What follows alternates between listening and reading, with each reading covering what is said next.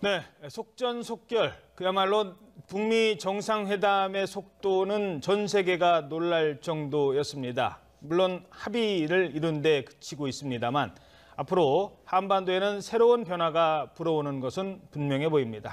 하지만 실제 북미 정상회담이 성사되기까지 돌파해야 할 난관도 적지 않습니다. 네, 비핵화 검증과 제재 완화 등 핵심 쟁점들을 놓고 북미 간의 신경전이 예상되는 것으로 전망할 수 있습니다. 네, 양무진 북한대학원대학교 교수 안찬일 세계북한연구센터 소장과 함께 이야기 나눠봅니다. 두 분 안녕하십니까? 안녕하십니까? 예, 자, 김정은 위원장 만난 날부터 시작하면요, 만나자마자 바로 또 미국으로 날아가서 그 설명하고 바로 북미 대화 이끌어내고 이제 또 바로 중국 가고 러시아 가고 일본 가서 그 내용을 설명하기까지 정말 속전속결인 것 같아요. 어떻게 평가하십니까? 문재인 정부의 대북 정책이라는 것은 국민과 함께, 남북이 함께, 국제사회와 함께 이렇게 표명하고 있지 않습니까? 그런 차원에서 가장 중요한 한미 간의 조율, 그다음 남북, 또 북미 간의 이런 선상에 봤을 때 아마 여기서 어느 정도 큰 틀의 원칙과 방향을 어느 정도 정하고 그런 상황에서 중국, 일본, 러시아, 육자회담 당사국이죠. 여기서 어느 정도 또 설명해야 차후에 북미 간의 남북 간의 합의사항에 대해 이행에 대해서 상당히 도움을 주지 않겠습니까? 그런 측면에서 발빠르게 움직이고 있다. 저는 그렇게 생각합니다. 네. 자, 트럼프 대통령이 이 우리 특사단의 얘기를 듣고 북미 정상회담에 대해서 오케이 하기까지 45분밖에 걸리지 않았다고 합니다. 게다가 처음에는 4월에 만나겠다고 했는데 우리 특사단이 좀 만류를 해서 5월로 정해졌다고 하는데 이런 속전속결의 결정의 배경은 뭘까요? 45분 만에 그 우리 측 보고 직접 브리핑해라. 여기 대해서는 한 3가지 정도 추론 가능합니다. 첫 번째는 너무 기분이 좋아가지고 적극적인 판단 아니냐 이렇게 볼 수 있고, 두 번째는 아마 혹시 이 중대한 문제가 강요들 간 논의하면은 오해 왜곡 소지이기 때문에 아마 그런 차원에서 직접 발표해가지고, 마지막 세 번째로는 혹시 북미 간의 대화가 잘못되면은 책임 전가의 명분이겠죠. 한국 측 돌리는 뭐 그런 측면에서 아마 했다 볼 수 있고, 그다음 지금 이제 트럼프 대통령이 그래도 최고 많은 정보를 가지고 있지 않겠습니까? 나는 지금 봤을 때 남북미 3자 속에서 한미 간의 사전 조율, 그다음 남북 간의 조율, 북미 간의 조율, 이 선상에서 어느 정도 이 트럼프 대통령이 나름대로 자신이 원하는 비핵화 이 부분에 대해서 확신을 가지기 때문에 아마 그러한 조치를 내린 것이 아닌가 생각됩니다. 예. 자, 북한은 그러면 왜 속도를 냈을까요? 그것도 이제 좀 따져봐야 되는데요. 북한이 먼저 남북 정상회담부터 하자라고 했던 것도 북한의 제의였고, 그때 문재인 대통령이 북미 정상을 먼저 좀 하시죠라고 하니까 그럼 내가 만날 용의가 있다고 한 것도 김정은이었고, 왜 그랬을까요? 글쎄, 지금 속전속결이라는 표현이 아주 적합한 표현인데, 아니라 북미 간의 지금 합의는 45분 만에 그야말로 전광석화처럼 이루어졌는데, 그게 결국 어디서 출발했느냐? 평양이냐, 워싱턴이냐, 서울이냐. 제가 볼 때는 지난 평창 올림픽 때 펜스가 왔다 가고 이방카가 왔다 갔지만 그 당시 북한과 미국 간에는 신경전만 예민했지 사실 아무것도 눈에 띄게 따뜻한 분위기는 찾아볼 수가 없었습니다. 그렇지만 제가 볼 때는 이번 이 모든 속전속결의 진원지는 결국 평양이 아니겠는가. 이제 지적하신 대로 과연 평양이 우리가 지난해 이런 때만 해도 우리가 출래 불래춘이라고 봄은 왔대 봄이 아니라는 말을 했는데 불과 1년 만에 이와 같은 변화가 온 것은 결국 북한이 그만큼 좀 다급해 맞았고 뭔가 경제적으로나 위기에 처하고 있고, 저는 그 압박이 미국의 제재와 압박이 효과를 내고 있다. 그게 동의하면서 결국 이번 변화의 말하자면 출발점은 평양으로 보는 게 정상이 아니겠는가 이렇게 생각합니다. 예. 네, 5월까지는 아직 시간이 조금 남았습니다. 그때까지 이 분위기를 잘 이어가야 할 텐데요. 일단 미국은 비핵화를 얘기하고 있고 북한은 체제 보장을 얘기할 겁니다. 그렇다면 둘 사이의 접점은 어디서 이루어질 수가 있을까요? 그렇죠. 지금은 이제 서로 원하는 것은 워낙 잘 알고 있기 때문에 아마 이 북한 입장에서는 지금은 이제 자신이 원하는 것보다도 미국이 원하는 것을 좀 더 생각을 많이 하고 있기 때문에 아마 트럼프 대통령이 가장 좋아하는 거 아닌가 생각되고, 특히나 이 서로 원하는 것에 대해서는 이미 다 알고가 있습니다. 예를 들어 가지고 북미 간의 제네바 합의, 또 그리고 2005년도에 9.19 공동성명, 또 2000년대 돌아보면 이 북미 공동 커뮤니케 있습니까? 여기 보면 뭡니까? 비핵화, 관계 정상화, 평화체제 이런 게 다 있기 때문에 아마 이런 부분에서 더 서로가 더 잘 알고 있기 때문에 아마 이번에 된 것 같고, 근데 지금 이제 우리 이 안찬일 박사께서 이 모든 결정에서 핵심적인 것은 평양이라는데 저는 거기에 대해서는 조금 다릅니다.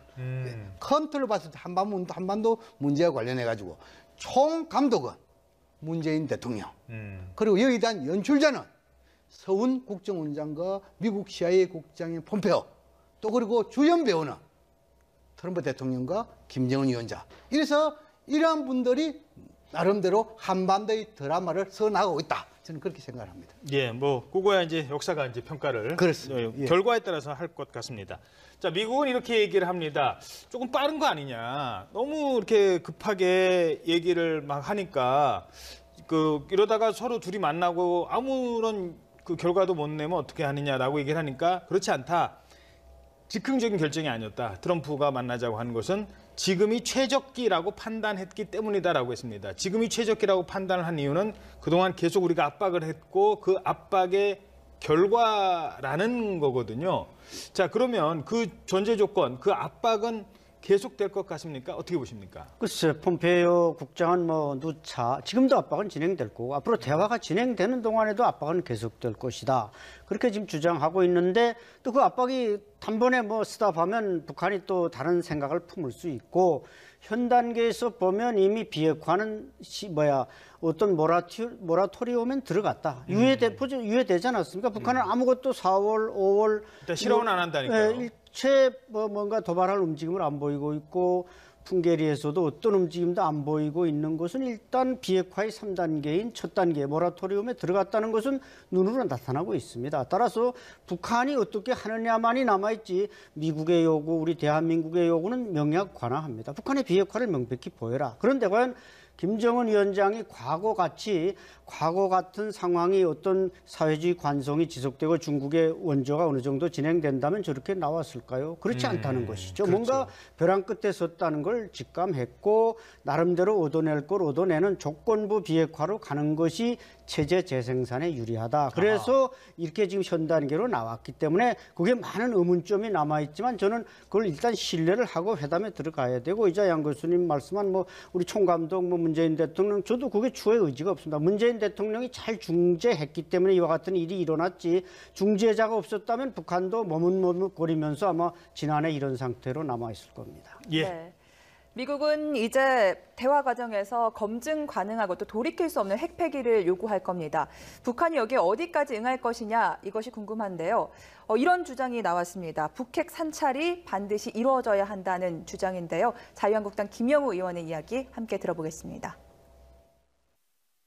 정말 북한의 핵 폐기에 대한 의지가 확인되기 위해서는 핵사찰 이런 게 이제 반드시 이루어져야 되는데 어느 시설을 어느 단계까지 보여주느냐가 문제입니다. 과거에도 그냥 문서로 하자. 직접적인 핵사찰보다는 문서로 하고 이렇게 적당히 하고 이런 것을 북한이 주장하면서 또 핵 동결 합의가 깨졌거든요. 그래서 1차, 2차 핵 위기를 이제 맞았었는데 그럴 가능성이 좀 농후해 보입니다. 그래서 이제 우리가 결과를 잘 도출해내는 게 중요한데 그러기 위해서는 일단 한미 간의 공조가 굉장히 중요해요. 옛날에 제네바 합의 때도 1994년도에 말이죠. 우리가 이제 북미 간의 회담을 주도하고 이끌어냈는데 나중에는 우리가 창밖의 남자가 됐다는 거 아닙니까? 북미 간에는 계속 회담을 하는데 우리가 그 내용을 몰라가지고 그렇게 당황스러운 때가 있었는데 이것도 잘못하면 그렇게 될 가능성이 있죠.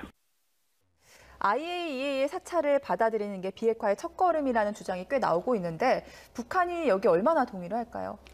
사찰 상당히 중요합니다. 93년도에 제1차 북핵 위기가 발발됐을 때도 북한과 IAEA 간에 특히 IAEA가 특별 사찰을 요구했는데 북한이 받아들이지 않았죠.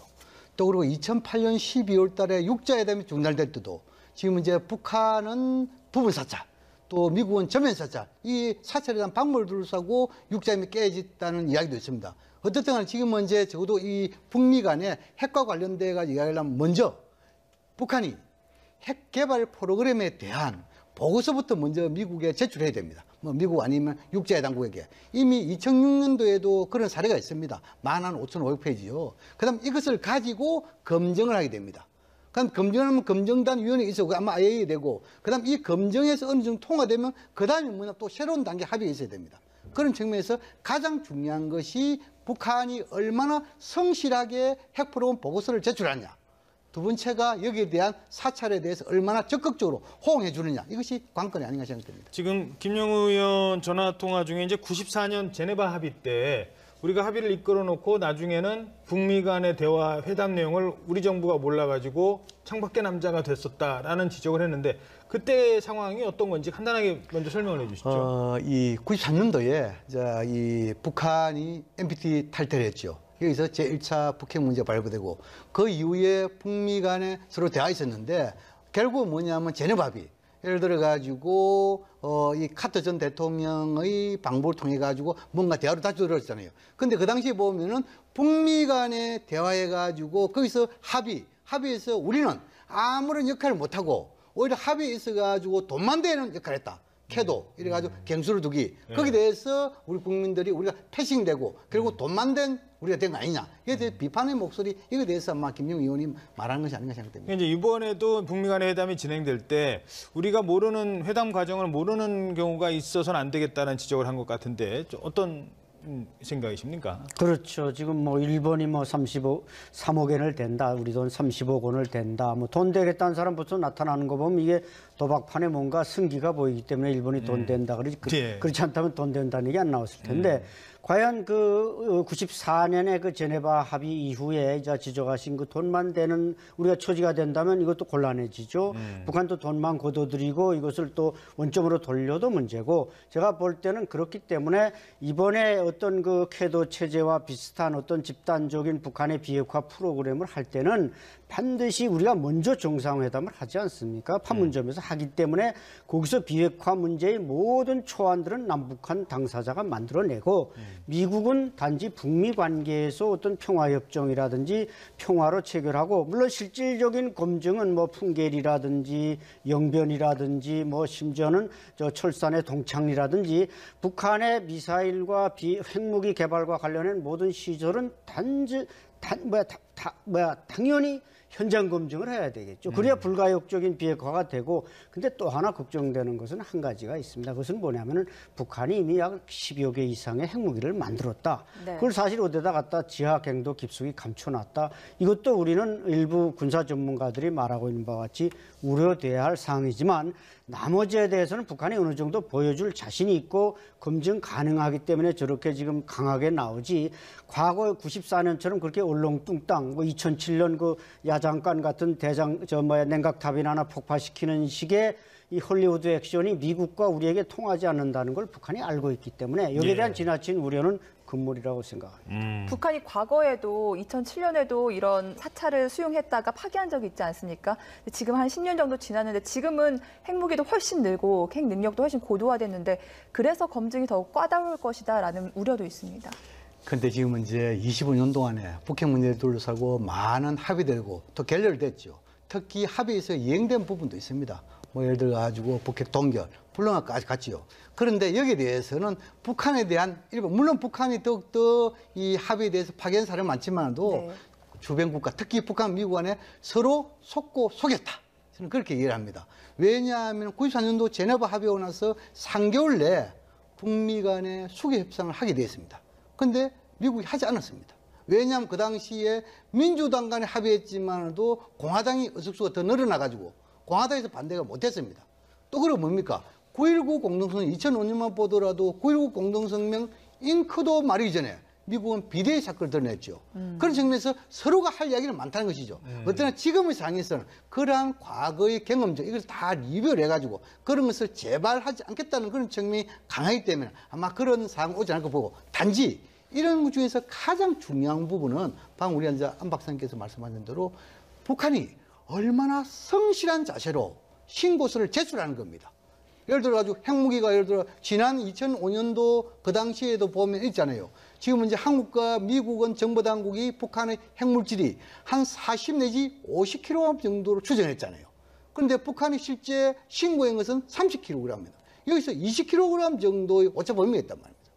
그래서 가장 중요한 대목은 특히 북한의 신고하고 그 다음 또 한 가지 뭐냐면 지금 이제 아무리 정보를 가져라도 98년도 이런 사례가 있습니다.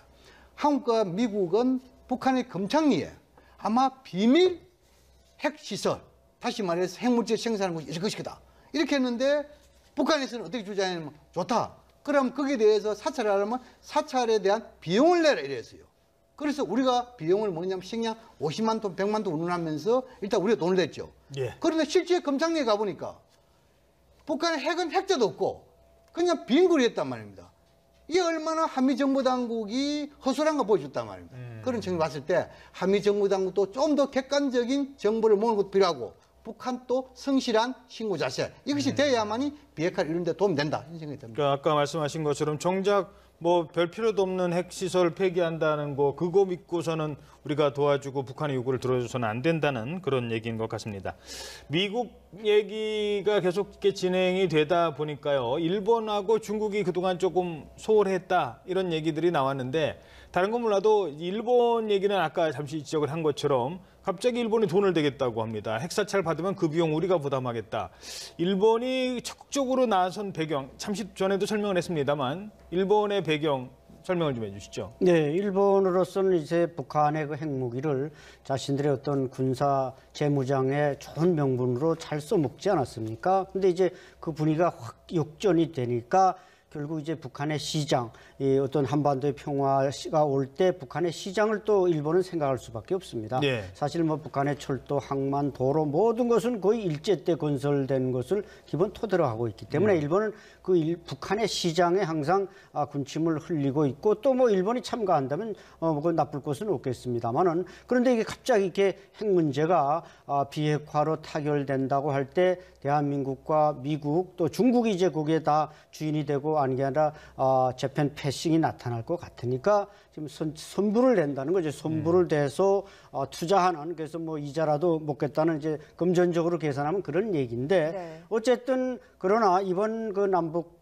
이 비핵화 문제, 이 한반도 문제는 일본이 계산하는 것보다 더 빠른 속도로 갈 수 있다. 즉 제가 볼 때 북한은 원래 이제 와서 내가 뭐 결과론적으로 말씀드리는 게 아니라 북한의 원래 비핵화 핵무장은 대미 외교용이었습니다. 사실은 뭐 70년대 남북한의 국력이 역전되니까 그때는 우리한테 먹힐까봐 했지만 사실 예. 그 이후에는 자기네가 그걸 하니까 미국이 자기를 주목하기 때문에 만드는 것이 이제 북한의 핵무장이기 때문에 북한은 이번 결정적인 기회에 이걸 안 하면 자신들이 체제 보장 더 이상 받을 수 없다 이런 판단하에 들어오다 보니까 일본도 그런 걸 다 읽었기 때문에 결국 이제부터 일본의 계산은 재무장보다는 경제 시장 침투에 대한 계산서로 좀 바뀌리라고 봅니다. 네, 일단 남북미 대화가 속도가 빨라지다 보니까 중국과 일본이 비상등 켜고 끼어드는 모양새인데 일단 운전대는 우리가 잡고 큰 그림은 우리와 북한 또 미국이 그려나가는 게 맞겠죠? 그렇습니다. 지금 이제 일본은 상황 적응 능력이 아주 탁월합니다. 돈 얘기부터 하는 거 보세요. 그렇죠. 특히 네. 아베 총리 같은 경우에는 이런 한반도의 긴장고 이것을 적절히 국내 정치에 이용을 많이 했죠. 그런 측면을 봤을 때 아주 이 한반도 문제, 국내 정치 이것이 서로 연계되는 그런 측면이 네. 있고 지금은 이제 일본이 발빠르게 지금은 이제 예를 들어 가지고 북한 핵사찰을 받으면 그에 대한 자재 장비 한국 돈으로 30억은 됐다. 이렇게 하고 있지만 그러나 실질적으로 육자에 대한 다 그거는 분담이 됩니다. 그래요? 또 하나 우리 과거에 우리가 대수를 본 게 뭐냐면 2005년도에 9.19 공동성명 이후에 2007년도에 2.13 북한 핵동결이라는 합의 봤잖아요. 예. 그 당시에 뭐냐면 북한이 핵동결한 대가로 육자회담 참가국들이 각 나라마다 약 한 20만 톤 정도 중유를 대게 있어요. 그런데 북한이 그 당시에 하나도 안 됐습니다. 이행을 안 했습니다.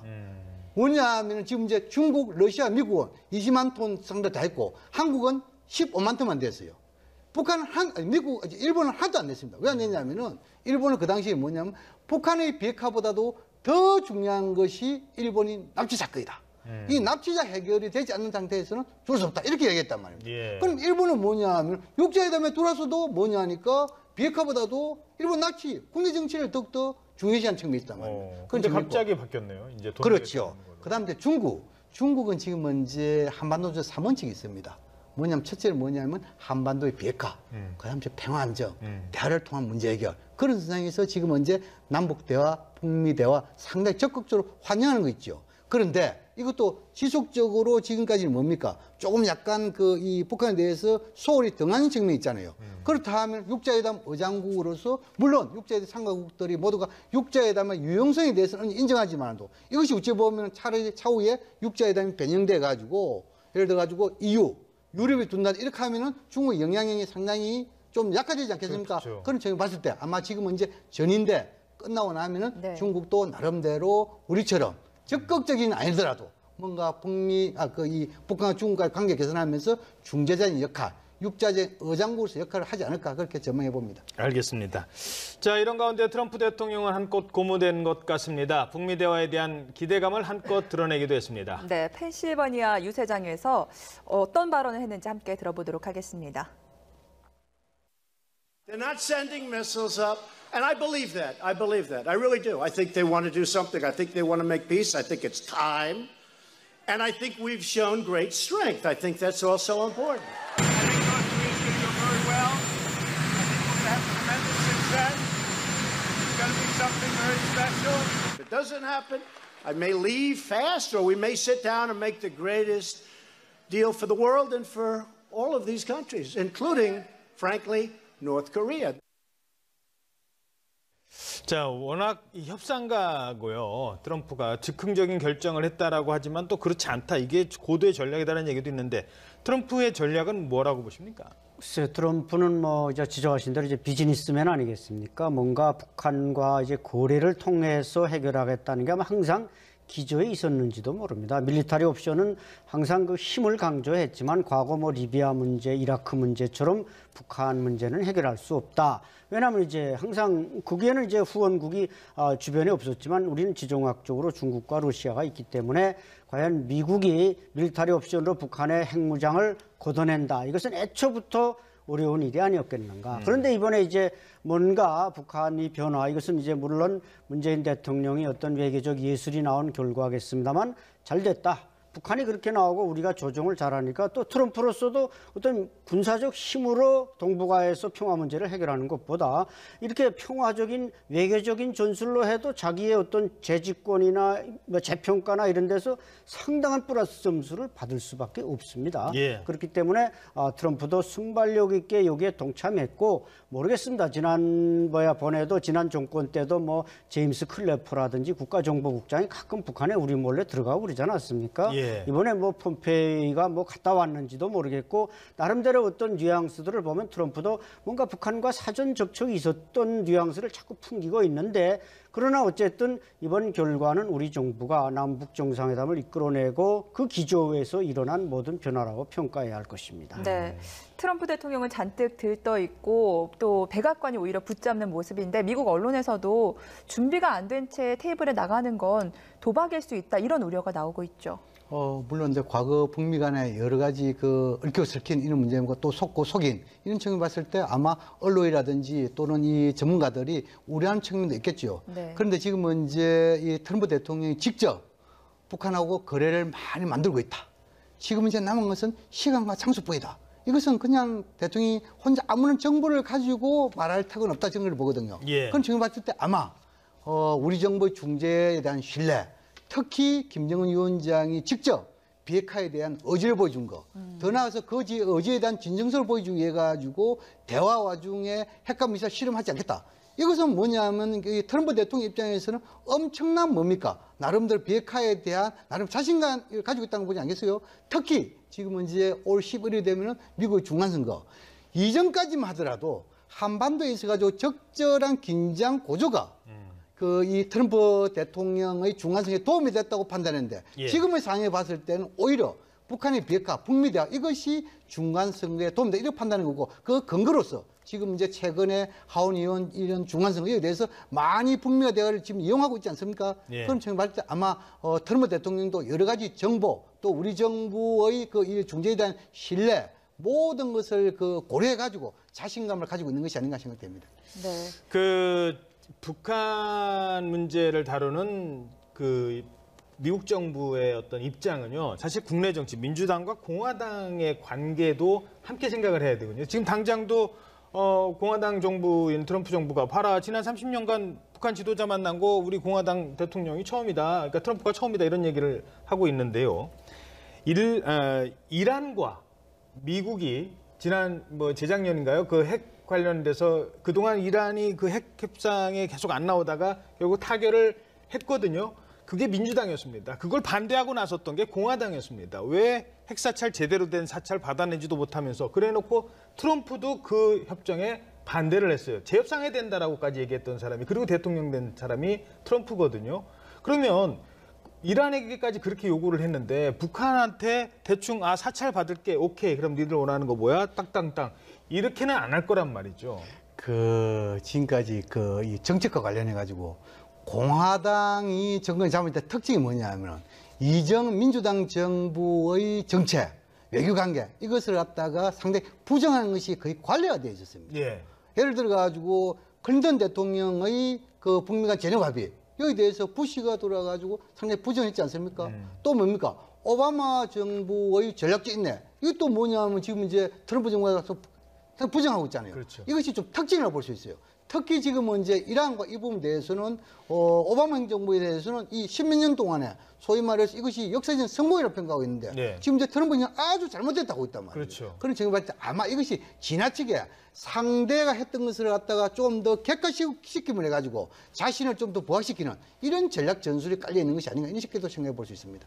예, 알겠습니다. 미국 정치와 관련된 문제는 좀 더 미국 중간 선거가 있기 때문에 그 부분도 고려를 해봐야 될 것 같습니다. 네, 김정은 위원장이 트럼프 대통령에게 보내는 특별 메시지가 있다고 하지 않았습니까? 그것 때문에 트럼프 대통령의 태도가 이렇게 전향적으로 바뀐 것 아닐까 하는 추측도 나오고 있는데, 이 특별 메시지가 뭘지에 대해서도 여러 가지 추측이 나오고 있는데요. 예, 바로 그 점입니다.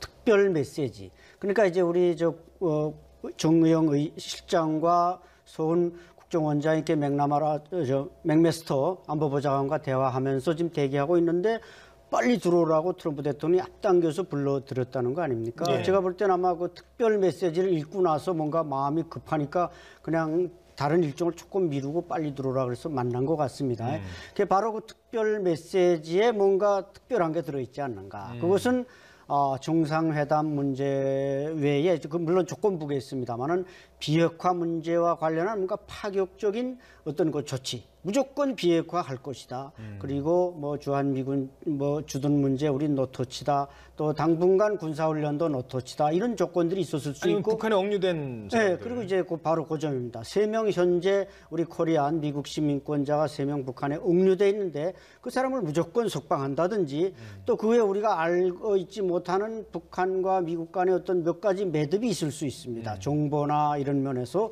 그것도 이제 일괄 석방하든지 풀어주겠다. 이런 파격적인 조치가 있었기 때문에 트럼프 대통령이 그렇게 빨리 우리 대화 나누고 있는 두 특사를 불러들여서 45분 만에 뭔가 타협을 보지 않았는가. 이렇게 볼 때 지금 북한으로서 미국에 줄 수 있는 것은 비핵화가 가장 우선이겠지만 미군 주둔이라든지 군사훈련 계속 진행이라든지 이런 조건부 외에도 아까 말씀하신 그런 3명의 납치범, 그 외 여러 가지 정보적 대가 제공 이런 것들이 있을 수 있기 때문에 트럼프로서는 이거 저러의 기회가 왔다. 내가 이자양 교수님 말씀하신 대로 뭔가 평화로서 무력으로서보다는 평화로서 나의 재집권 재신임에 결정적인 꽃다발을 줄 수 있는 게 평양이구나 이런 판단을 했기 때문에 그렇게 동의하지 않았는가 생각합니다. 그러면 예를 들어서 김정은이 북한에 억류된 사람들 3명을 트럼프를 만날 때 풀어줄 수 용의가 있다라고 하면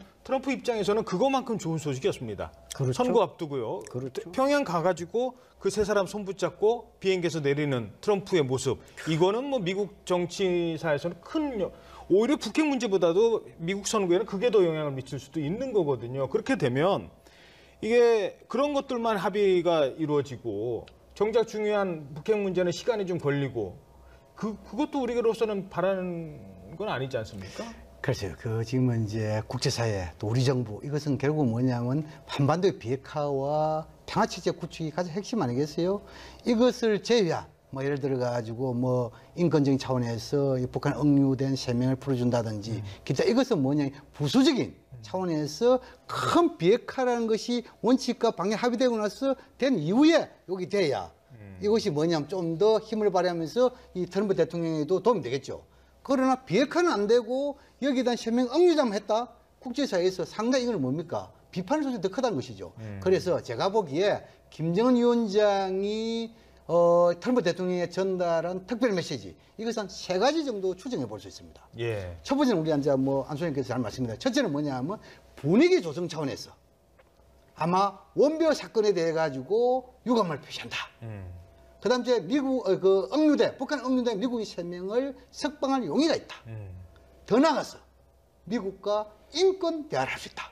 왜 그러면 지금 이제 최근에 미국에서 가장 중요한 대북 이슈라는 것은 비핵화 인권 문제 아니겠어요? 그렇죠. 인권 제재도 그렇죠. 포함되어 있거든요. 이것은 결국은 뭐냐면 트럼프 대통령이 관심사항이겠죠. 이 관심사항을 충족시키기 위해서 아마 인권 대화 하나 할 수 있고, 두 번째는 뭐냐면 비핵화 선언해놓고 나서 거기다 진정성을 보이기 위해서 하나를 이야기했죠. 다시 말해가지고 대화 와중에 핵과 미사일을 실험하지 않겠다. 그런데 여기에 한 발짝 더 나아가가지고 영변 핵단지에 있어가지고 미국을 비롯한 IAEA 사찰단을 복귀시킬 수 있다. 접근을 이렇게 안 해주게. 그럼 더욱더 진전을 보여주겠죠.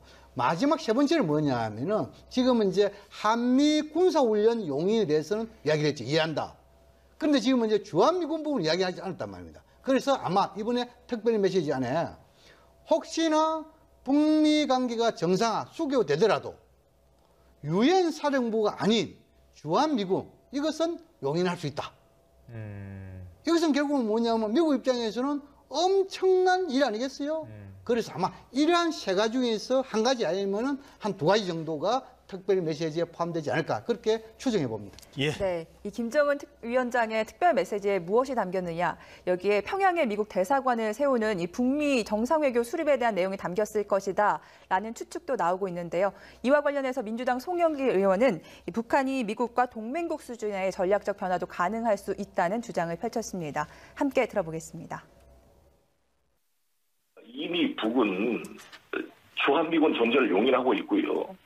평화협정 체결로 가능하다고 봅니다. 네. 주한미군 철수 없는 평화협정. 우리 보수적인 분들이 항상 비판하기를 평화협정은 적과 통일의 노림수다. 평화협정을 통해서 주한미군을 철수시키고 결국 북한이 침략에 올 것이다. 이러한 시나리오를 말씀하시는데 네. 북은 이미 미국과의 거의 동맹국 수준의 그러한 전략적 변환도 가능할 수 있다고 봅니다. 네. 좀 다른 이야기 하나만 좀 짧게 좀. 네. 북한이 친미국가가 될 수가 있고 주한미군 존재를 이미 용인하고 있습니다. 네, 알겠습니다. 북미 관계가 정서가 된다고 한다면요. 네.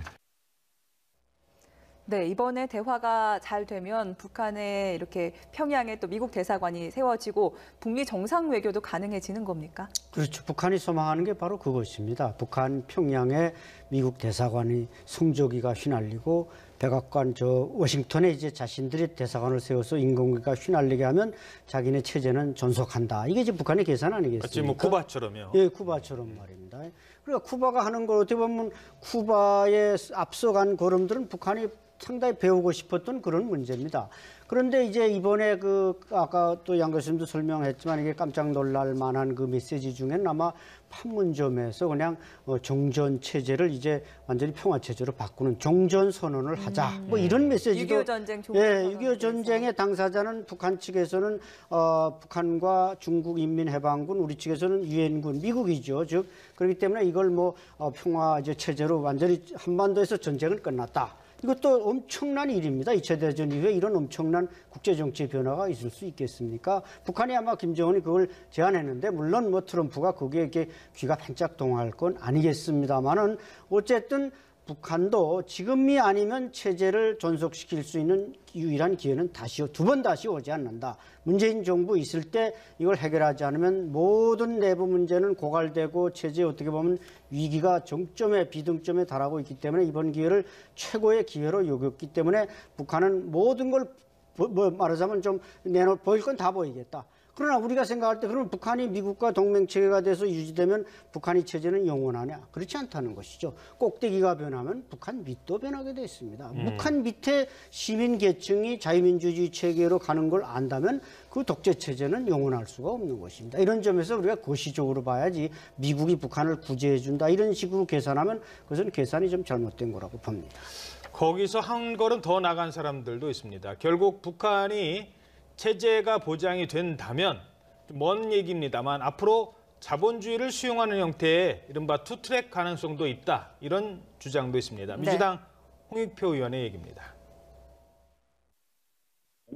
사실상 김정은 시대에 들어와서 급격하게 경제 분야에서는 굉장히 많은 변화가 있었습니다.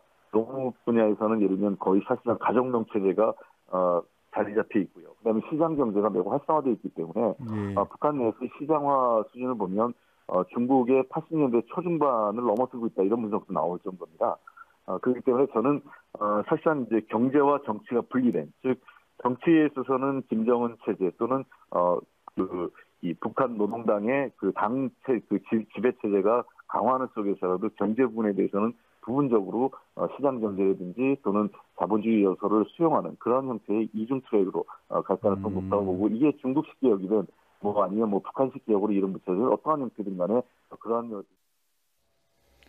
자, 스위스에서 유학을 하고 서구 세계가 어느 정도로 경제적으로 풍요로운지를 아는 김정은 입장에서는 우리도 적어도 중국식의 모델은 하는 게 좋겠다라는 생각을 할지도 모르겠습니다. 이게 좀 먼 얘기인데요. 그런 것도 가능하다고 보십니까? 그렇죠. 지금 이제 김정은 위원장 입장에서 체제 보장이 된다면 아마 계획 개방 속도를 낼 수 있을 것이다. 물론 이제 뭐냐 하니까 이게 중국식이냐 베트남식에 따를 거예요. 중국 같은 경우에는 이제 농업이라든지 이 내부 같은 개국도 문제하고, 베트남에서 도이모 이래가지고 대외 개방을 했잖아요. 예. 아마 그런데 지금은 이제 북한 입장에서는 체제 전환이 한 데 있어가지고 상당히 좀 시간이 걸릴 것이다. 왜냐하면 지금은 이제 내부적으로 물론 하고 있어요. 지금 예를 들어가지고 장마다이라든지 또 지금 이제 핸드폰이라든지, 이것은 뭐냐면은 나름대로 그 통제가 가능한 범위 내에서 허용을 하고 있단 말입니다. 또 그리고 김정은 시대에 들어가지고 가장 중요한 것이 6.28 조치와 530이 있어요. 이거 뭐냐면 6.28이라는 것은 뭐냐 하니까 일종의 지금 이제 그 협동농장, 예를 들어가지고 분조 한 15명 분전되다가 5명 주는 하는 가족 있잖아요. 이 중국도 그렇게 했단 말입니다. 여기 대해서 상당히 지금 신경이 정산됐다고요. 그다음 지금 이제 530 조치라는 건 뭐냐면 조그만 기업체 있잖아요. 여기에 대해서 기업의 자율권, 예를 들어가 지배인들 그 자율권을 보장하는 것이죠. 이랬는데 이것도 뭐냐면 지금은 이제 성과가 나다 보니까 이 좀 중앙에서 하다가 지방으로 확산되는 게 있어요. 예. 그것도 아마 이것도 역시 계획 개방 연장선인데 어떻게 되면은 지금 이제 북미 간에 나름대로 수교가 되고 또 그리고 지금은 이제 김정은 위원장이 확고하게 남북이 잘 된다 하면 언제든지 계획 개방에 대한 속도를 낼 가능성이 있다. 저는 그렇게 전망합니다. 북한 사회 내부의 분위기는 어떨까요? 일부 개혁 개방이 이루어진다면 지금의 공산주의, 사실상 독재 체제가 유지가 될 수 있을까요? 글쎄, 그런 점에서 지금 중국이 시진핑 종신 지배 체제 형태로 가는데 이것도 상당히 북한에게는 유리하게 작용할 수 있습니다. 왜냐하면 이게 동시화핑 체제 들어와서 이게 리더가 계속 바뀌는, 그러나 공산당이 집권하는 시장경제 체제였는데 이게 또 다시 시장경제이면서 꼭대기가 또 종신 지배 체제로 가면 이건 김정은에게는 상당히 위로가 되고 뭔가 모범적인 답안이 될 수 있고 그걸 북한 주민들에게 강요할 수 있어서 먹힐 수는, 이런 면에서 우리에겐 그냥 반갑지는 않은 얘기입니다만은 그럼에도 불구하고 북한 주민들은 다 시장 경제, 장마당 경제 이제 익숙이 돼가고 있고 네. 당국과 시장이 따로 놀고 있습니다. 따라서 앞으로 이 꼭대기서 개방 정책을 하면 밑에 장마당은 확대될 수밖에 없고, 이제 지적하신 대로 통신 모든 면에서 지금 노동당원이 10명당 한 명이 노동당원이라면 지금 수명당 10명당 두세 명이 지금 핸드폰을 가지고 있단 말이죠. 예. 이것은 북한 변화의 하부 구조가 다 성숙되어 있다 보고, 그렇기 때문에 이번에 남북 정상회담, 북미 정상회담이 잘 돼서 북한 당국이 변하면 밑에도 따라 변할 수밖에 없고, 그 변화의 롤모델은 결국 중국도 되고 베트남이 우선 되겠지만 결국은 대한민국식으로 될 수 있기 때문에 우리가 너무 이제 이걸로 해서 북한이 북미 동맹하거나 이렇게 되면 통일이 멀어지지 않겠느냐, 이런 비관적인 생각은 가질 필요가 없다는 것입니다. 그런데 북한은 지금 보도를 안 하고 있어요. 조선신보인가요? 거기에 기사가 잠깐 나왔다가 나왔다가 사라졌다고 합니다. 북미 정상회담 관련된 얘기는 아예. 그렇죠. 그것은 아마 이제 일본에서 조선신보가 이제 평양의 그 선전선동부의 어떤 컨트롤에서 잠깐 벗어났든지 일방 보도했다가 취소하라니까 취소한 문화인데, 예. 그렇지만 아마 북한 내부적으로 적어도 군급 시급 이상 당일꾼이나 보위부나 이런 간부들에게는 벌써 이런 북미 회담, 남북 정상회담이 다 통보가 됐을 가능성이 있습니다. 예. 과연 이제 어느 시점에 가서 이걸 북한이 뭔가 선물처럼 우리가 김정은 위원장이 탁월한 리더십으로 이런 정상회담을 이끌어냈다. 이걸 이제 터뜨릴 그 타이밍만 노리고 있는 것이지 언젠가는 뭐 크게 보도할 가능성이 있습니다. 그 부분이거든요. 그러니까 김정은이 개혁 개방을 해야 되고 뭐 북한 경제 문제를 풀어야 되고 아무튼 북한을 이끌어갈 지도자의 입장에서는 고민을 많이 했겠죠. 그래서 결국 우리가 하는 거는 핵을 좀 포기하더라도 경제 제재에서 벗어나는 거고 그렇게 해서 우리가 잘 사는 게 이 조선이 잘 사는 것이다, 북조선이 잘 사는 것이다라고 했을 때 거기에 대해서 그 강경 군부들이나 이런 사람들은 그게 무슨 말입니까라고 하면서 거부감을 느낄 수 있는 사람도 분명히 있다는 거죠. 그러니까 이게 김정은의 상당히 지금까지 어제까지만 해도 미제는 뭐 때려잡자 이러다가 갑자기 미국이랑 대화를 한다는 거를 주민들에게 어떻게 설득을 할 것이며 군부는 또 어떻게 설득을 하신 거야. 이것도 사실 김정은의 숙제일 것 같거든요. 맞습니다. 지금은 이제 김정은 위원장 입장에 봤을 때 예를 들어가지고 지난해까지만 하더라도 핵이라는 것은 정의 복음을 했잖아요. 그리고 북미 간 대화 없다 했잖아요. 그런데 갑자기 북미가 정상회담 하면은 주민들의 충격이 상당히 크지 않겠습니까? 아마 충격이 큰 이런 부분에 대해서 내부적으로 입장 정리할 필요가 있죠. 두 번째는 뭐냐면 언론 보도보다도 오히려 세포 조직을 통해 가지고 좀 설득 설명하는 그런 과정 속에서 지금 이제 있기 때문에 북미 정상회담이나 남북 정상회담 이런 데에서 좀 보도를 좀 더 하지 않고 있다 저는 걸 보여주고 특히 또 군부에 대해서도 군부도 불평분이 있죠. 예. 지금까지 군부는 뭡니까? 상당히 어려움 속에서도 지금 이제 김정은 위원장의 또 지시대로 핵 개발에 진명했잖아요. 근데 지금은 이제 어느 날 갑자기 비핵화. 이렇게 하면 군부의 불평분한 모습 있지 않겠습니까? 그런 측면을 봤을 때도 아마 군부 이런 부분에 대해서도 보이지 않게 아마 총정치국이랑 이를 통해 가지고 상당 부분 설득을 하고 있을 것이다. 여기서 어느 정도 설득에 대해서 자신감 얻으면은 아마 이에 대해서 좀 더 구체적으로 할 것이고 그런데 지금은 이제 김정은 위원장에서 더 지금 이제 중요히 여기는 것은 뭐냐 하니까 지금까지 핵과 이 소위 말 경제, 백년 노선 속에서 핵에 대해서는 완성까지 했단 말입니다. 근데 지금 이제 주민들 입장에서 아니 핵을 완성하고 나면 다음에는 경제다. 이런 경제에 대해서 보여줄 수 없는 그런 게 있지 않습니까? 그래서 아마 이 차원에서 좀 더 논리를 개발하고 입장을 정리해가지고 뭔가 두 가지 다 소위 말해서 달성하는 그런 측면에서 좀 더 나가지 않을까 이런 생각이 듭니다. 김정은의 체제 장악력이 그 정도는 됩니까? 그러니까 결단은 내가 내릴 수 있죠. 지금까지 뭐 장성택 처형 이후 어느 정도 체제를 장악을 하면서 그런 오케이, 네 트럼프 만날 수 있어라고 한 결단은 내릴 수 있는 건데까지는 왔던 것 같습니다. 그런데 이거를 계속 밀고 나갈 때 불만 세력들을 다 잠재우고 무슨 소리야 좀 힘들어도 가야지라고 할 수 있는 체제 장악력은 됩니까? 저는 어느 정도는 된다고 봅니다. 지금 현재 북한에서 지금 저런 김정은의 평화 프로세스 참여에 대해서 반대할 사람은 일부 군부 강경파 외에는 거의 없다고 봅니다. 저는 다 나머지 지금 위기에 가난한 생활을 하고 있는 사람들이 뭔가 대화를 통해서 푼다는 건 좋다고 생각하는데 문제는 김정은이 집권하고 군부를 거의 완전히 장악했다는 것입니다. 과거 김일성은 군부와 동반자로 권력을 유지했고 김정일은 어떻게 보면 군부에 포위되어서 사기 정권을 유지하다 보니까 비핵화니 뭐니 말을 꺼낼 수가 없었습니다. 그러나 김정은은 군부를 장악했고 군부보다도 국방위원회 제2경제위원회를 통해서 핵무장했다. 이걸 자기 치적으로 내세우지 않습니까? 따라서 이제 와서 그 어느 정도 그러니까 군 체계도 육해 공군보다도 전략군과 특수작전군이라고 하는 이 두 개의 새로운 군정을 창설해 가지고 이제 우리 전력은 재래식 전력이 아니라 이런 특수작전국과 전략군을 통해서 우리는 전쟁한다. 그러니까 어느 정도 종이의 보검이라 하는 것이 밑에 감춰져 있다. 이런 기조에서 이제 우리가 아니라 경제 건설도 해서 시장 경제 도입해서 잘 먹고 잘 살면서 또 국제사회에 나가서 미국과 동등하게 대한민국과 동등하게 우리는 주권적 국가로서 경제적 힘을 키워야 한다. 이런 논리로 나오면 북한 주민들 대부분이 환영하고 일부 군부 강경파가 반대하지만 그 사람들이 머리를 들었다가는 살아남을 수 없기 때문에 저는 동의하고 있다고 봅니다. 네, 이 5월 북미 대화 전에 4월에는 또 남북 정상회담이 열립니다. 우리 정부도 이 남북 정상회담을 열심히 준비하고 있는데 준비위원회가 인선이 꾸려지고 있는데 지금 위원장에 임종석 대통령 비서실장이 임명됐습니다. 특별한 이유가 있는 겁니까? 지금까지 그 남북 정상 두 차례 열렸죠. 제일 차 2000년 정상회담 할 때는 통일부 장관이 NSC 상임위원장으로서 그 당시에 박재규 통일부 장관이 추진위원장을 맡았지요. 네. 그다음에 지금 이제 제2차 정상회담일 경우에는 대통령 비서실장이 맡았죠. 아마 그 이 제2차 정상회담의 과정 이것을 그대로 지금 이제 하나 gen본에 가는 것이 아니 보이고 특히 대통령 비서실장이 맡았다는 것은 각 부처 간의 정상회담과 관련해 가지고 컨트롤 타워 있고 특히나 이것은 뭐냐면 지금 문제는 우리의 중재자 역할 1차, 2차하고 좀 다르잖아요. 그런 측면을 봤을 때 아마 대통령의 뜻을 가장 빨리 저도 이해를 하고 또 이것을 이행할 수 있는 그런 차원에서 아마 임종석 비서실장이 정상회담 추진위원장을 맡은 것이 아니겠냐 저는 그렇게 분석합니다. 한 가지만 더 짧게 짚고 넘어가죠. 남북 정상 간에 그 한라인 설치될 것이다. 뭐 그때 정확하게 예측도 하셨습니다만 아직 안 되는 이유는 어디 있고 지금 언제쯤 될 거라고 보십니까? 아마 지금은 이제 이 한라인 설치 일하면은 저도 남북 간에 협정도 체결해야 됩니다. 그러나 지금은 이제 뭐 협정 체결보다도 먼저 정상 간에 여기에 대해서 공감했기 때문에 조만간에 시험 통화를 할 것이고 지금 해선은 있습니다. 해선은 뭐냐면 판문점에 보면 광케율이 32 해선이 있습니다. 그에 대해서 언제든지 하나 뽑으면 되기 때문에 이건 기술적인 문제입니다.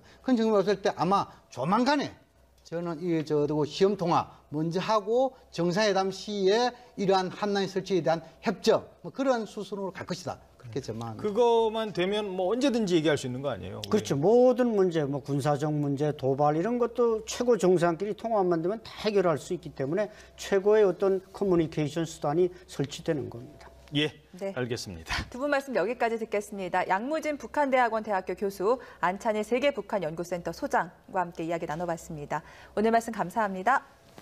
네, 속전속결. 그야말로 북미 정상회담의 속도는 전 세계가 놀랄 정도였습니다. 물론 합의를 이룬 데 그치고 있습니다만 앞으로 한반도에는 새로운 변화가 불어오는 것은 분명해 보입니다. 하지만 실제 북미 정상회담이 성사되기까지 돌파해야 할 난관도 적지 않습니다. 네, 비핵화 검증과 제재 완화 등 핵심 쟁점들을 놓고 북미 간의 신경전이 예상되는 것으로 전망할 수 있습니다. 네, 양무진 북한대학원 대학교 교수, 안찬일 세계북한연구센터 소장과 함께 이야기 나눠봅니다. 두 분 안녕하십니까? 안녕하십니까? 예, 자, 그 김정은 위원장 만난 날부터 시작하면요, 만나자마자 바로 또 미국으로 날아가서 그 설명하고 바로 북미 대화 이끌어내고 이제 또 바로 중국 가고 러시아 가고 일본 가서 그 내용을 설명하기까지 정말 속전속결인 것 같아요. 어떻게 평가하십니까? 문재인 정부의 대북 정책이라는 것은 국민과 함께, 남북이 함께, 국제사회와 함께 이렇게 표명하고 있지 않습니까? 그런 차원에서 가장 중요한 한미 간의 조율, 그다음 제 남북, 또 북미 간의 이런 선상에 봤을 때 아마 여기서 어느 정도 큰 틀의 원칙과 방향을 어느 정도 정하고 그런 상황에서 중국, 일본, 러시아, 육자회담 당사국이죠. 여기서 어느 정도 또 설명해야 차후에 북미 간의 남북 간의 합의사항, 이에 대해 이행에 대해서 상당히 도움을 주지 않겠습니까? 그런 측면에서 발빠르게 움직이고 있다. 저는 그렇게 생각합니다. 네. 자, 트럼프 대통령이 이 우리 특사단의 얘기를 듣고 북미 정상회담에 대해서 오케이 하기까지 45분밖에 걸리지 않았다고 합니다. 게다가 처음에는 4월에 만나겠다고 했는데 우리 특사단이 좀 만류를 해서 5월로 정해졌다고 하는데 이런 속전속결의 결정의 배경은 뭘까요? 45분 만에 그 우리 측 보고 직접 브리핑해라. 여기 대해서는 한 3가지 정도 추론 가능합니다. 첫 번째는 너무 기분이 좋아가지고 적극적인 판단 아니냐 이렇게 볼 수 있고 두 번째는 아마 혹시 이 중대한 문제가 강요들 간 논의하면은 오해 왜곡 소지이기 때문에 아마 그런 차원에서 직접 발표해가지고 마지막 세 번째로는 혹시 북미 간의 대화가 잘못되면은 책임 전가의 맹물이겠죠. 한국 측 돌리는 뭐 그런 측면에서 아마 했다 볼 수 있고 그다음 지금 이제 트럼프 대통령이 그래도 최고 많은 정보를 가지고 있지 않겠습니까? 나는 지금 봤을 때 남북미 3자 속에서 한미 간의 사전 조율, 그다음 제 남북 간의 조율, 북미 간의 조율 이 선상에서 어느 정도 이 트럼프 대통령이 나름대로 자신이 원하는 비핵화 이 부분에 대해서 확신을 가지기 때문에 아마 그러한 조치를 내린 것이 아닌가 생각됩니다. 예.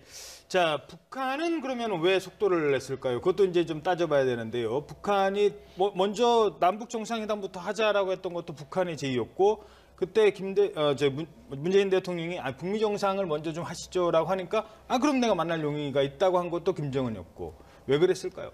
글쎄, 뭐 지금 속전속결이라는 표현이 아주 적합한 표현인데 아니라 북미 간의 지금 합의는 45분 만에 그야말로 전광석화처럼 이루어졌는데 그게 결국 어디서 출발했느냐? 평양이냐, 워싱턴이냐, 서울이냐? 제가 볼 때는 지난 이제 평창 올림픽 때 뭐 펜스가 왔다 가고 이방카가 왔다 갔지만 그 당시 북한과 미국 간에는 신경전만 예민했지 사실 아무것도 눈에 띄게 따뜻한 분위기는 찾아볼 수가 없었습니다.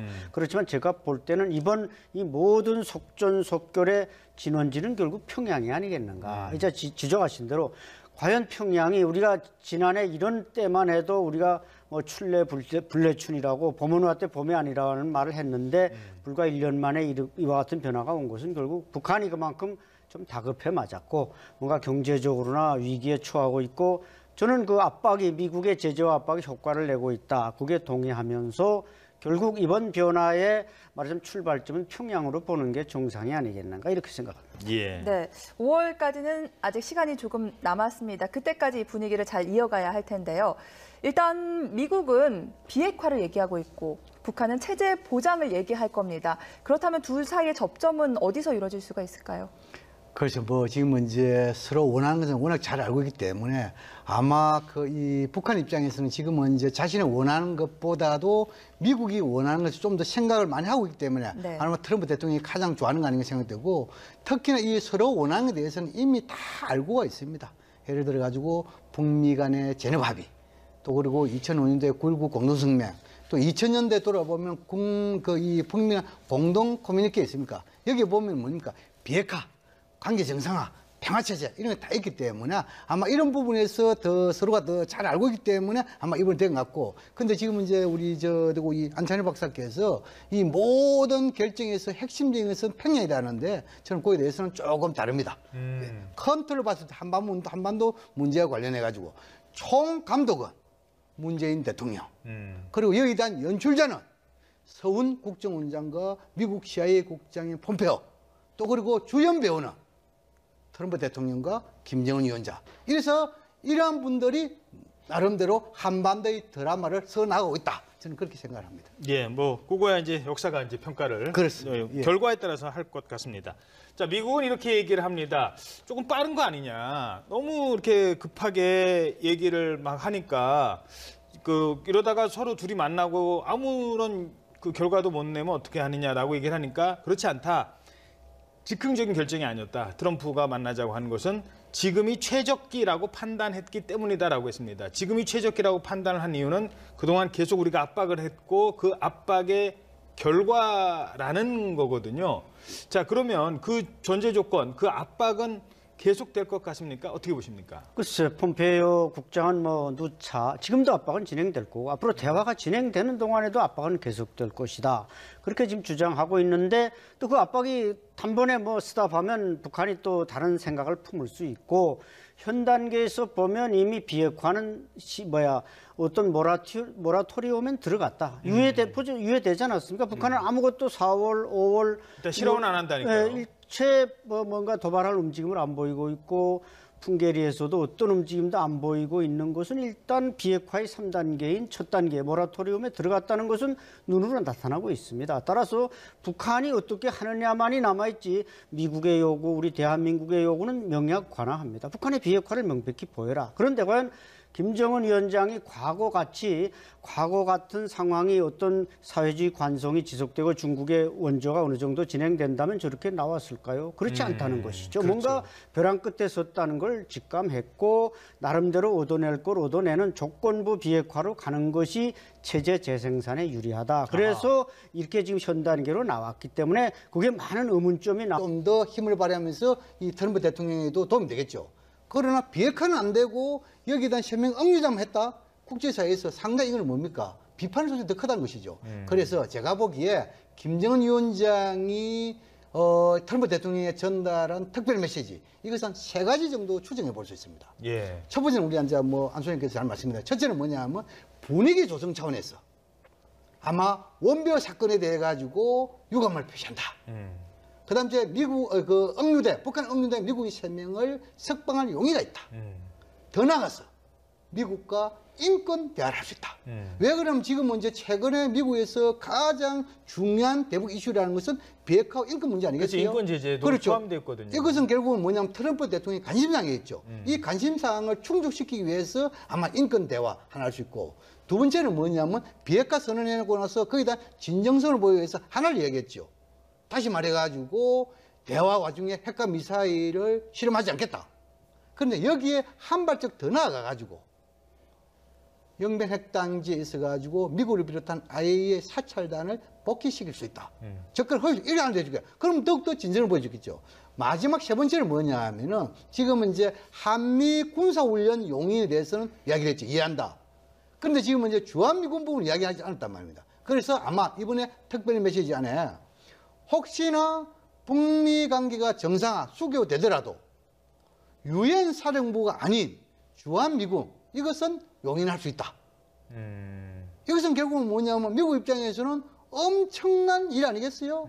그래서 아마 이러한 세 가지 중에서 한 가지 아니면은 한 두 가지 정도가 특별 메시지에 포함되지 않을까 그렇게 추정해 봅니다. 예. 네, 이 김정은 위원장의 특별 메시지에 무엇이 담겼느냐? 여기에 평양에 미국 대사관을 세우는 이 북미 정상외교 수립에 대한 내용이 담겼을 것이다라는 추측도 나오고 있는데요. 이와 관련해서 민주당 송영길 의원은 이 북한이 미국과 동맹국 수준의 전략적 변화도 가능할 수 있다는 주장을 펼쳤습니다. 함께 들어보겠습니다. 이미 북은 주한미군 존재를 용인하고 있고요. 평화협정 체결로 가능하다고 봅니다. 네. 주한미군 철수 없는 평화협정. 우리 보수적인 분들이 항상 비판하기를 평화협정은 적과 통일의 노림수다. 평화협정을 통해서 주한미군을 철수시키고 결국 북한이 침략에 올 것이다. 이러한 시나리오를 말씀하시는데 네. 북은 이미 미국과의 거의 동맹국 수준의 그러한 전략적 변환도 가능할 수 있다고 봅니다. 네. 좀 다른 이야기 하나만 좀 짧게 좀. 네. 북한이 친미국가가 될 수가 있고 주한미군 존재를 이미 용인하고 있습니다. 네, 알겠습니다. 북미 관계가 정서가 된다고 한다면요. 네. 네, 이번에 대화가 잘 되면 북한에 이렇게 평양에 또 미국 대사관이 세워지고 북미 정상 외교도 가능해지는 겁니까? 그렇죠. 북한이 소망하는 게 바로 그것입니다. 북한 평양에 미국 대사관이 성조기가 휘날리고 백악관 워싱턴에 이제 자신들이 대사관을 세워서 인공위가 휘날리게 하면 자기네 체제는 존속한다. 이게 이제 북한의 계산 아니겠습니까? 마치 뭐 쿠바처럼요. 예, 쿠바처럼 말입니다. 그러니까 쿠바가 하는 걸 어떻게 보면 쿠바에 앞서간 걸음들은 북한이 상당히 배우고 싶었던 그런 문제입니다.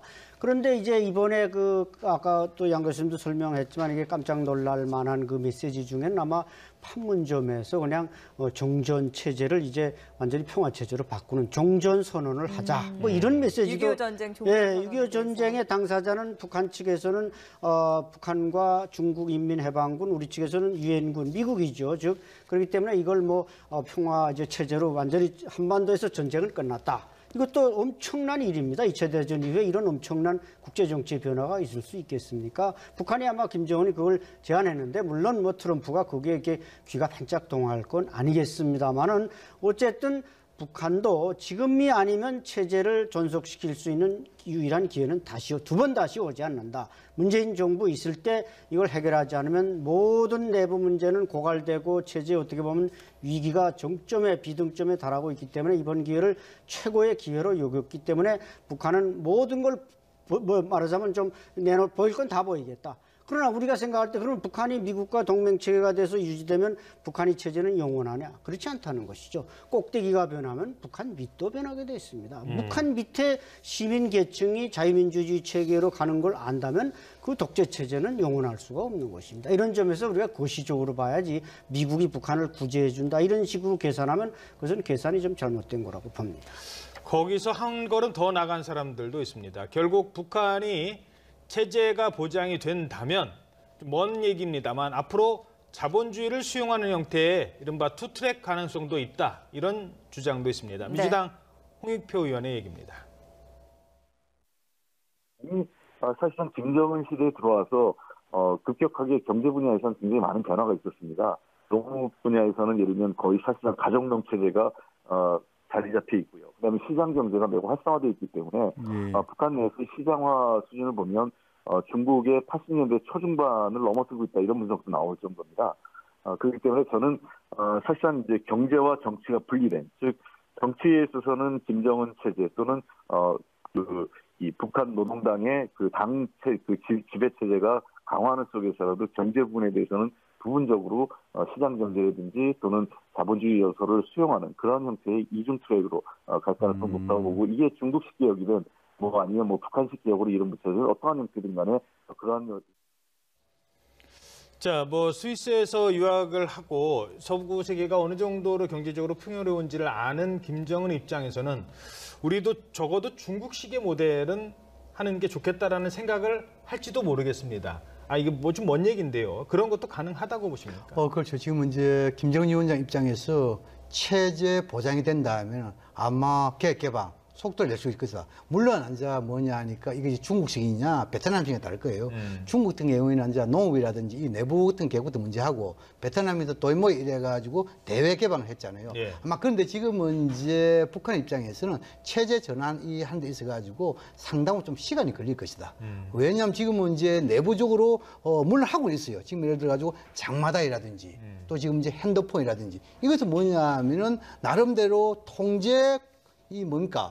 그 통제가 가능한 범위 내에서 허용을 하고 있단 말입니다. 또 그리고 김정은 시대에 들어가지고 가장 중요한 것이 6.28 조치와 530이 있어요. 이거 뭐냐면 6.28이라는 것은 뭐냐 하니까 일종의 지금 이제 그 협동농장, 예를 들어가지고 분조, 한 15명 분전되다가 5명 주는 하는 가족 있잖아요. 이 중국도 그렇게 했단 말입니다. 여기에 대해서 상당히 지금 신경이 정산됐다고요. 그다음 지금 이제 530 조치라는 건 뭐냐면 조그만 기업체 있잖아요. 남아있지만 저는 그걸 일단 신뢰를 하고 회담에 들어가야 되고, 이자 양 교수님 말씀한 우리 총감독 문재인 대통령, 저도 그게 추후의 의지가 없습니다. 문재인 대통령이 잘 중재했기 때문에 이와 같은 일이 일어났지, 중재자가 없었다면 북한도 머뭇머뭇거리면서 아마 지난해 이런 상태로 남아있을 겁니다. 예. 네. 미국은 이제 대화 과정에서 검증 가능하고 또 돌이킬 수 없는 핵폐기를 요구할 겁니다. 북한이 여기에 어디까지 응할 것이냐, 이것이 궁금한데요. 이런 주장이 나왔습니다. 북핵 산찰이 반드시 이루어져야 한다는 주장인데요. 자유한국당 김영우 의원의 이야기 함께 들어보겠습니다.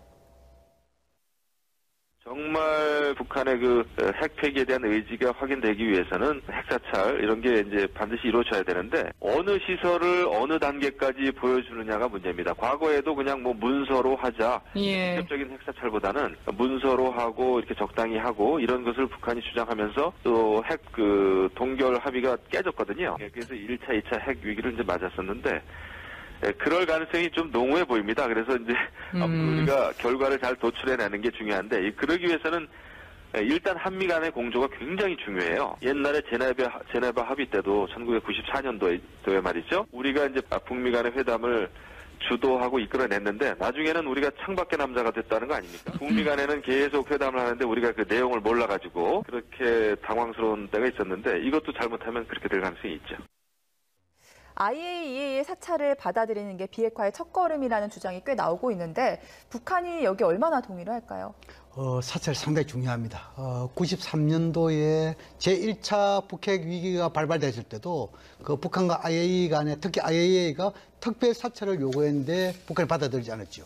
또 그리고 2008년 12월 달에 육자회담이 중단될 때도 지금 이제 북한은 부분 사찰, 또 미국은 전면 사찰, 이 사찰에 대한 방법을 둘러싸고 육자회담이 깨졌다는 이야기도 있습니다. 어쨌든 간에 지금은 이제 적어도 이 북미 간에 핵과 관련돼 가지고 이야기하려면 먼저 북한이 핵 개발 프로그램에 대한 보고서부터 먼저 미국에 제출해야 됩니다. 미국 아니면 육자회담국에게. 이미 2006년도에도 그런 사례가 있습니다. 15,500페이지요. 그다음 이것을 가지고 검증을 하게 됩니다. 그럼 검증하면 검증단 위원회 있어, 아마 IAEA 되고, 그다음 이 검증에서 어느 정도 통과되면 그다음에 뭐냐 또 새로운 단계 합의가 있어야 됩니다.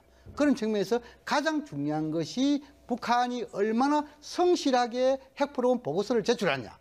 두 번째가 여기에 대한 사찰에 대해서 얼마나 적극적으로 호응해 주느냐. 이것이 관건이 아닌가 생각됩니다. 지금 김영우 의원 전화 통화 중에 이제 94년 제네바 합의 때 우리가 합의를 이끌어 놓고 나중에는 북미 간의 대화 회담 내용을 우리 정부가 몰라가지고 창밖의 남자가 됐었다라는 지적을 했는데, 그때 상황이 어떤 건지 간단하게 먼저 설명을 해주시죠. 이 93년도에 이 북한이 NPT 탈퇴를 했죠. 여기서 제1차 북핵 문제가 발표되고, 그 이후에 북미 간에 서로 대화가 있었는데, 결국 뭐냐면 제네바 합의.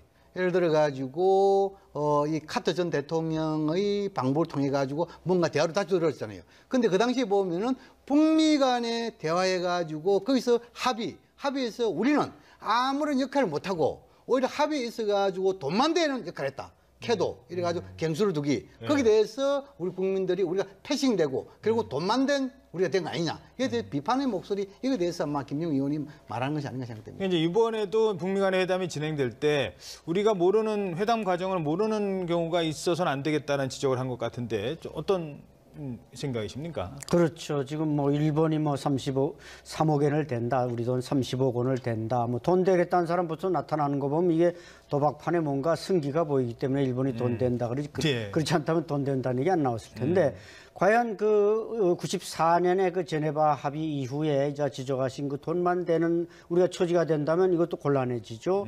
북한도 돈만 거둬들이고 이것을 또 원점으로 돌려도 문제고 제가 볼 때는 그렇기 때문에 이번에 어떤 그 캐도 체제와 비슷한 어떤 집단적인 북한의 비핵화 프로그램을 할 때는 반드시 우리가 먼저 정상회담을 하지 않습니까? 판문점에서 하기 때문에 거기서 비핵화 문제의 모든 초안들은 남북한 당사자가 만들어내고 미국은 단지 북미 관계에서 어떤 평화협정이라든지 평화로 체결하고 물론 실질적인 검증은 뭐 풍계리라든지 영변이라든지 뭐 심지어는 저 철산의 동창리라든지 북한의 미사일과 핵무기 개발과 관련된 모든 시설은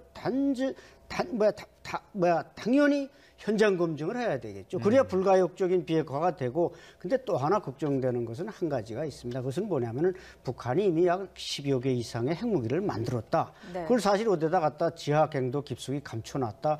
이것도 우리는 일부 군사 전문가들이 말하고 있는 바와 같이 우려돼야 할 사항이지만 나머지에 대해서는 북한이 어느 정도 보여줄 자신이 있고 검증 가능하기 때문에 저렇게 지금 강하게 나오지 과거 94년처럼 그렇게 얼렁뚱땅 뭐 2007년 그 야장간 같은 냉각탑이나 하나 폭파시키는 식의 이 헐리우드 액션이 미국과 우리에게 통하지 않는다는 걸 북한이 알고 있기 때문에 여기에 대한 지나친 우려는 금물이라고 생각합니다. 북한이 과거에도 2007년에도 이런 사찰을 수용했다가 파기한 적이 있지 않습니까? 지금 한 10년 정도 지났는데 지금은 핵무기도 훨씬 늘고 핵 능력도 훨씬 고도화됐는데 그래서 검증이 더욱 까다로울 것이다라는 우려도 있습니다. 그런데 지금 이제 25년 동안에 북핵 문제를 둘러싸고 많은 합의되고 또 결렬됐죠. 특히 합의에서 이행된 부분도 있습니다. 뭐 예를 들어 가지고 북핵 동결, 불능화까지 갔지요. 그런데 여기에 대해서는 북한에 대한 물론 북한이 더욱더 이 합의에 대해서 파견 사례 많지만도 주변 국가, 특히 북한, 미국 간에 서로 속고 속였다. 저는 그렇게 이해를 합니다. 왜냐하면 94년도 제네바 합의하고 나서 3개월 내에 북미 간에 수교 협상을 하게 되었습니다. 그런데 미국이 하지 않았습니다. 왜냐하면 그 당시에 민주당 간에 합의했지만도 공화당이 의석수가 더 늘어나가지고 공화당에서 반대가 못했습니다. 또 그리고 뭡니까? 9.19 공동성명 2005년만 보더라도 9.19 공동성명 잉크도 마르기 전에 미국은 비대위 사건을 드러냈죠. 그런 측면에서 서로가 할 이야기는 많다는 것이죠. 어떠나 지금의 상황에서는 그러한 과거의 경험적 이걸 다 리뷰를 해가지고 그런 것을 재발하지 않겠다는 그런 측면이 강하기 때문에 아마 그런 상황 오지 않을 거 보고 단지 이런 것 중에서 가장 중요한 부분은 방금 우리 안 박사님께서 말씀하신 대로 북한이 얼마나 성실한 자세로 신고서를 제출하는 겁니다. 예를 들어가지고 핵무기가 예를 들어 지난 2005년도 그 당시에도 보면 있잖아요. 지금 이제 한국과 미국은 정보당국이 북한의 핵물질이 한 40 내지 50kg 정도로 추정했잖아요. 그런데 북한이 실제 신고한 것은 30kg입니다. 여기서 20kg 정도의 오차 범위가 있단 말입니다. 그래서 가장 중요한 대목은 특히 북한의 신고하고 그다음 또 한 가지 뭐냐면 지금 이제 아무리 정보를 가져라도 98년도 이런 사례가 있습니다. 한국과 미국은 북한의 금창리에 아마 비밀 핵시설, 다시 말해서 핵물질 생산하는 곳이 있을 것이다. 이렇게 했는데 북한에서는 어떻게 주장하냐면 좋다. 그럼 거기에 대해서 사찰을 하려면 사찰에 대한 비용을 내라 이랬어요. 그래서 우리가 비용을 뭐냐면 식량 50만 톤, 100만 톤 운운하면서 일단 우리가 돈을 냈죠. 그런데 실제 금창리에 가보니까 북한의 핵은 핵자도 없고 그냥 빈 거리였단 말입니다.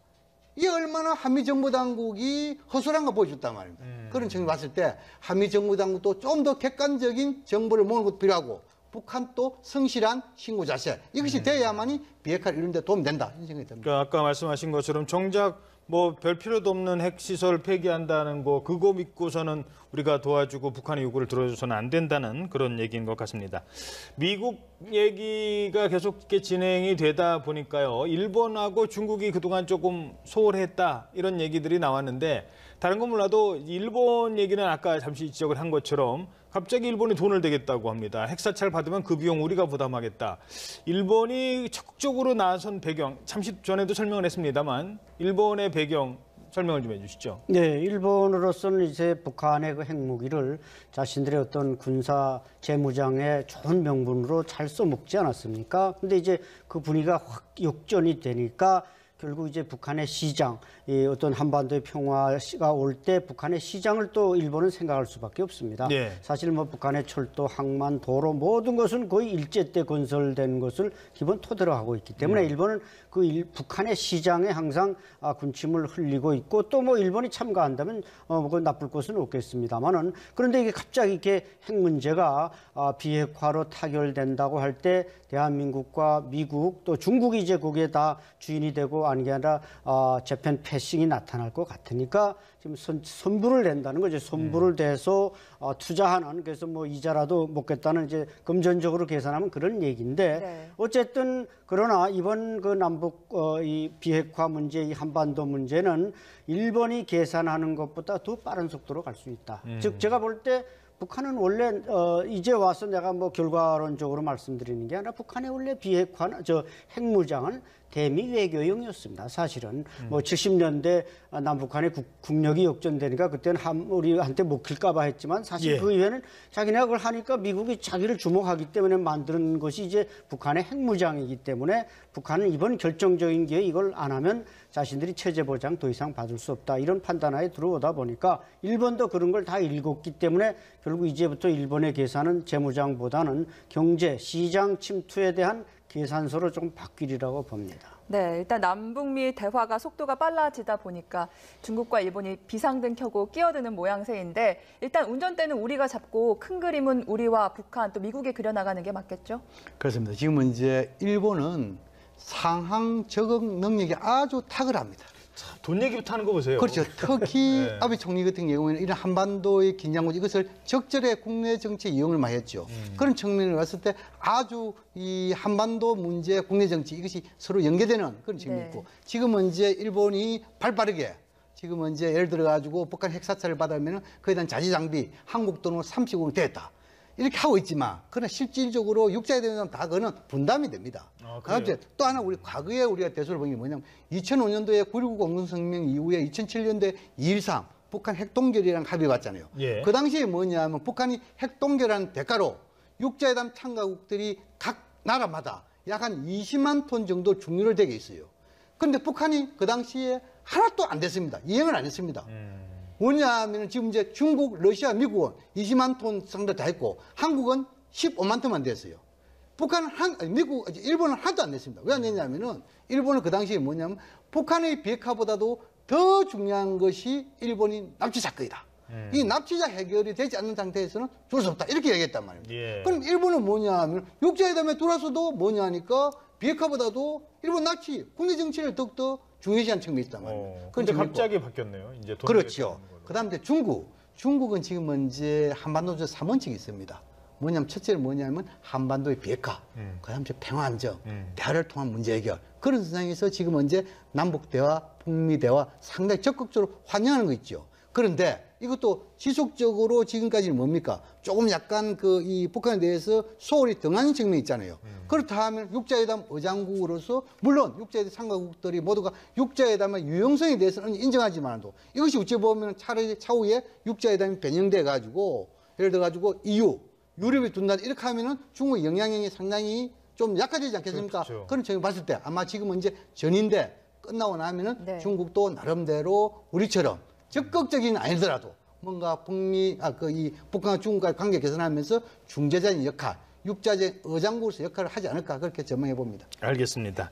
자, 이런 가운데 트럼프 대통령은 한껏 고무된 것 같습니다. 북미 대화에 대한 기대감을 한껏 드러내기도 했습니다. 네, 펜실버니아 유세장에서 어떤 발언을 했는지 함께 들어보도록 하겠습니다. They're not sending missiles up. And I believe that. I believe that. I really do. I think they want to do something. I think they want to make peace. I think it's time. And I think we've shown great strength. I think that's also important. I think North Korea is going to go very well. I think we're going to have tremendous success. It's going to be something very special. If it doesn't happen, I may leave fast, or we may sit down and make the greatest deal for the world and for all of these countries, including, frankly, North Korea. 자, 워낙 이 협상가고요. 트럼프가 즉흥적인 결정을 했다라고 하지만 또 그렇지 않다. 이게 고도의 전략이다라는 얘기도 있는데 트럼프의 전략은 뭐라고 보십니까? 글쎄, 트럼프는 뭐 이제 지적하신 대로 이제 비즈니스맨 아니겠습니까? 뭔가 북한과 이제 거래를 통해서 해결하겠다는 게 아마 항상 기조에 있었는지도 모릅니다. 밀리터리 옵션은 항상 그 힘을 강조했지만 과거 뭐 리비아 문제, 이라크 문제처럼 북한 문제는 해결할 수 없다. 왜냐하면 이제 항상 거기에는 이제 후원국이 주변에 없었지만 우리는 지정학적으로 중국과 러시아가 있기 때문에 과연 미국이 밀리터리 옵션으로 북한의 핵무장을 걷어낸다. 이것은 애초부터 어려운 일이 아니었겠는가. 그런데 이번에 이제 뭔가 북한이 변화, 이것은 이제 물론 문재인 대통령이 어떤 외교적 예술이 나온 결과겠습니다만 잘 됐다.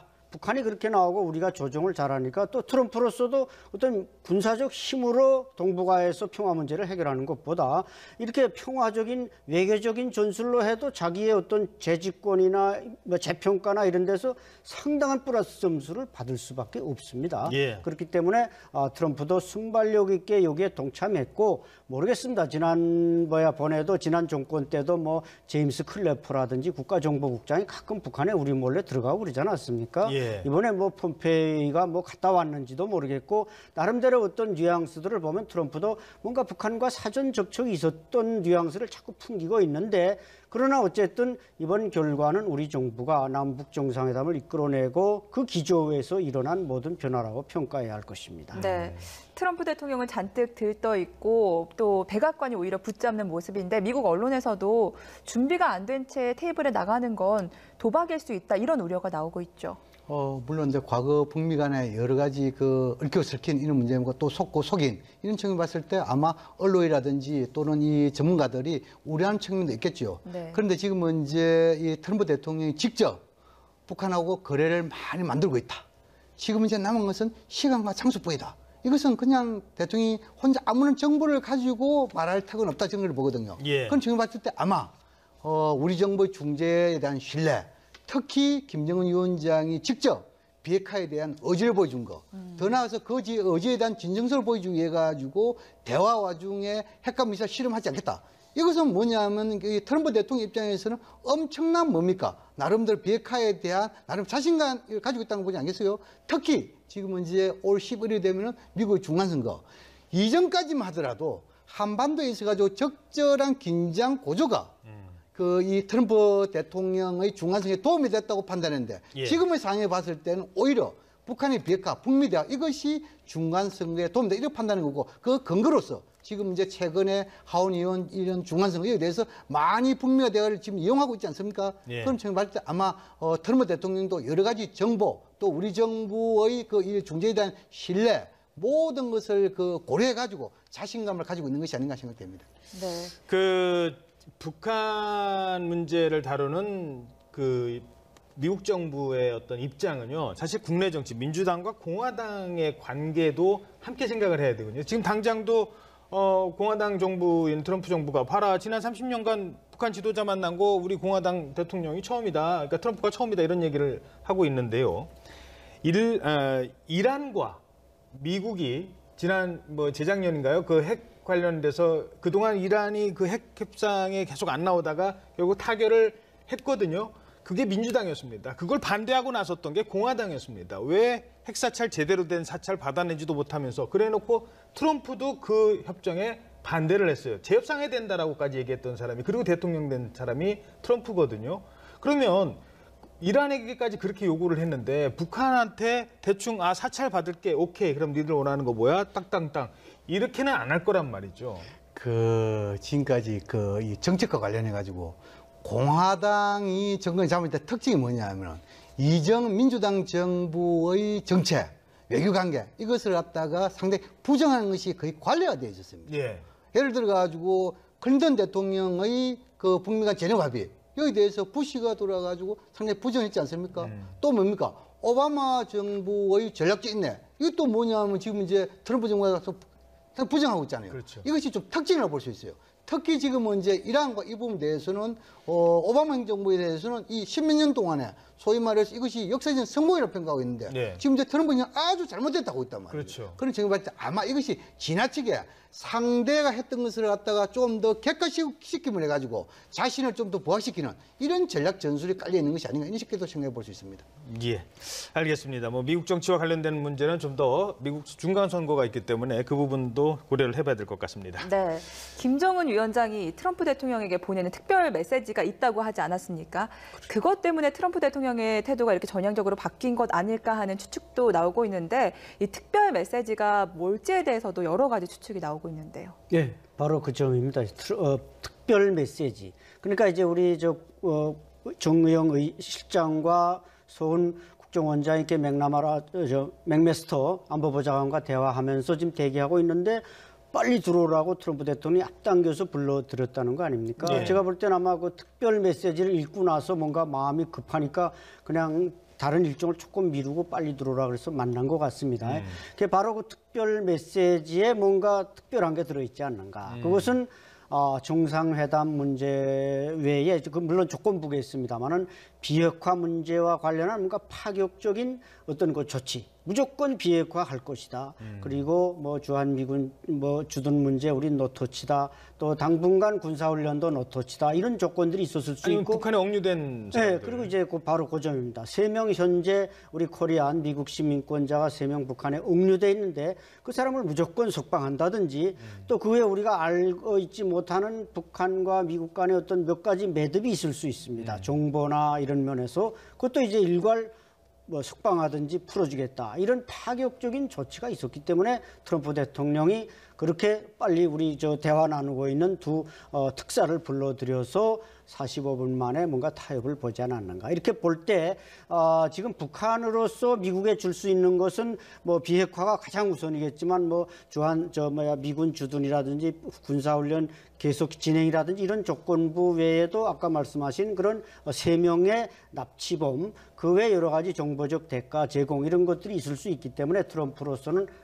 이거 저러의 기회가 왔다. 내가 이자양 교수님 말씀하신 대로 뭔가 평화로서 무력으로서보다는 평화로서 나의 재집권 재신임에 결정적인 꽃다발을 줄 수 있는 게 평양이구나 이런 판단을 했기 때문에 그렇게 동의하지 않았는가 생각합니다. 그러면 예를 들어서 김정은이 북한에 억류된 사람들 3명을 트럼프를 만날 때 풀어줄 수 용의가 있다라고 하면 트럼프 입장에서는 그것만큼 좋은 소식이었습니다. 그렇죠. 선거 앞두고요. 그렇죠. 평양 가가지고 그 3사람 손 붙잡고 비행기에서 내리는 트럼프의 모습. 이거는 뭐 미국 정치사에서는 오히려 북핵 문제보다도 미국 선거에는 그게 더 영향을 미칠 수도 있는 거거든요. 그렇게 되면 이게 그런 것들만 합의가 이루어지고 정작 중요한 북핵 문제는 시간이 좀 걸리고 그것도 우리로서는 바라는 건 아니지 않습니까? 그렇죠. 지금은 이제 국제사회 또 우리 정부 이것은 결국 뭐냐면 한반도의 비핵화와 평화체제 구축이 가장 핵심 아니겠어요? 이것을 제외한 뭐 예를 들어 가지고 뭐 인권적인 차원에서 북한 억류된 3명을 풀어준다든지 기타 이것은 뭐냐 부수적인 차원에서 큰 비핵화라는 것이 원칙과 방향 합의되고 나서 된 이후에 여기 돼야 이것이 뭐냐면